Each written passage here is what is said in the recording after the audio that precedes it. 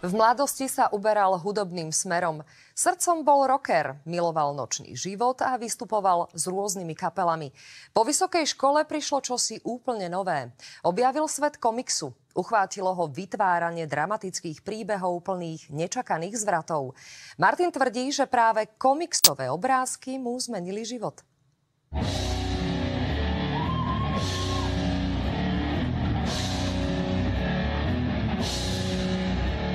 Ja som mal 10 rokov a už som mal dlhé vlasy. Som bol na základnej škole, som bol jediný človek s dlhými vlasmi tam.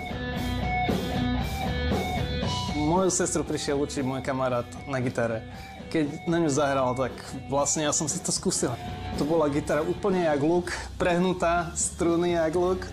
Ťažko sa to stláčalo. Martin mal svoje hudobné vzory. Chcel sa stať známym a živiť sa hudbou. Hranie na bas-gitare má výhodu, lebo máme najväčšie bedne zo všetkých gitaristov a dievčatá na nich radi sedia.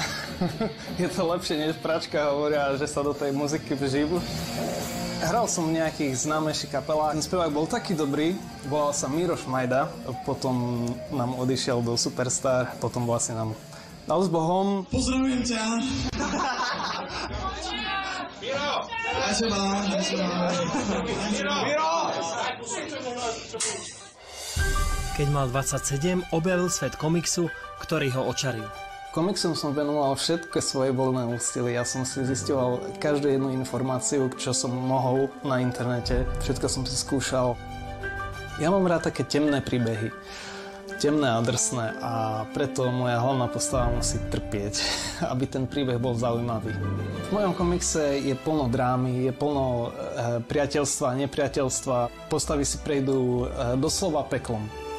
V tom príbehu sa stanú niektoré veci, ktoré čitateľ nečaká. Ani nemôže čakať, lebo ja som to nečakal, keď som ten príbeh písal a kreslil. Nakreslím to na papier, ten si preskenujem a prevediem to do počítača. Tam vymážem nejaké veci, čo boli nakreslené ceruzou, čo tam prešli. Aby to bolo zaujímavé, meníme tie miesta a meníme aj farby v tých miestach. Jedna scéna sa odohráva približne na nejakých 3 až 7 stranách. Teraz si viem vybrať hociakú variáciu z toho, čo vlastne ceruzou na papier by nebolo možné. Posunúť si to doprava, toto, čo máme tu na trošku doľava, prehodiť ho. Hlavná postava moja je inšpirovaná muzikantom, ktorý fakt existuje. Má dlhé blond vlasy a dlhú bradu. Hraje na gitare a spieva. Príbeh presahuje zo súčasnosti do temného stredoveku, do iných dimenzií. Môj príbeh je trošku inšpirovaný aj Shakespeareom. Je to veľa o vzťahoch.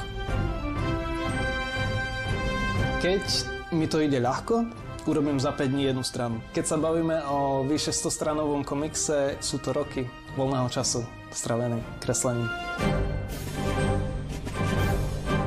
Viem sa tým vyjadriť. Vyjadrujem svoje pocity, myšlienky, svoju radosť, svoje trápenia. Kreslenie komiksov ma baví.